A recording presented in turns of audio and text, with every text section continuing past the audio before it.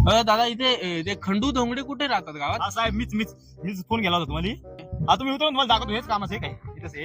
साहेब हे बघा बरू 15 दिवस बांधून हे कसं हलतंय, पाणी मारत नाही, महिना झाला. हे बघा बरू तुटून गेलाय कॉलम हा. आता याचो एवढा मोठा बोजा येणार आहे, हे टिकल का? सरपंच हे लक्ष देते नाही इथे. सरपंचाच्या बंगल्याचं काम चालू आहे, दिवसातून 4 टाइम पाणी मारताय. याला महिना झाला बांधून पाणी मारेल नाही, असं कुठे काम करताय का? लावा बरं त्या सरपंचाला फोन घ्या, बोलून इकडं का बरं असं काम चालू आहे? अहो सरपंच इकडे जरा मंदिराकडे. नमस्कार साहेब, नमस्कार. काय झालं इकडं? काय गावकरी तापले तिथे, तरुण पोरं जमा झाले, त्याच्यावर पाणी नाही मारलं, जसं बांधलंय तसं. अहो गावाकडे जरा लक्ष द्या ना, काय चालवलंय? एवढी पोरं जमा झाले, ती मला कॉल करून बोलवलं त्यांनी. साहेब गावकच लक्ष इकडे या. हा कोलम बघून घ्या, हा कसा काय. साहेब ते कामाचं जाऊन द्या, ते काम होतच राहतं. अरे देवा. चलो भाई मी पाहून घेतो. देखो अब मैं क्या करता ते बोलतायत का पाणी मारलं होतं सकाळी, त्या उन्हामुळे सुकून गेलंय नाही का.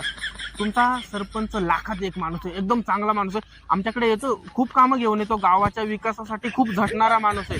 तुम्ही त्याच्याबद्दल असं वाईट कोणाला सांगत जाऊ नका. वाटलं तर परत मला फोन केला, काय जर झालं ना मला फोन करत जा, मी येऊन बघल. काय नाही, टेन्शन घेऊ नका, चांगला माणूस आहे सरपंच तुमचा वाला, एकदम भारी माणूस आहे. काय वाटलं तर मला फोन करा तसा. चला सरपंच, तुम्हाला सोडतो तिथं. तुषार सरपंचानं बरोबर साहेबाची हात बांधी केली. आता हे दोघं एक मारायचं म्हणे, गावाचं काय खरं नाही भाऊ. आता मला तर नाही वाटत भाऊ. काय खरं नाही, काय नाही आता यांचा विषय सोडून जा. सोडून द्या.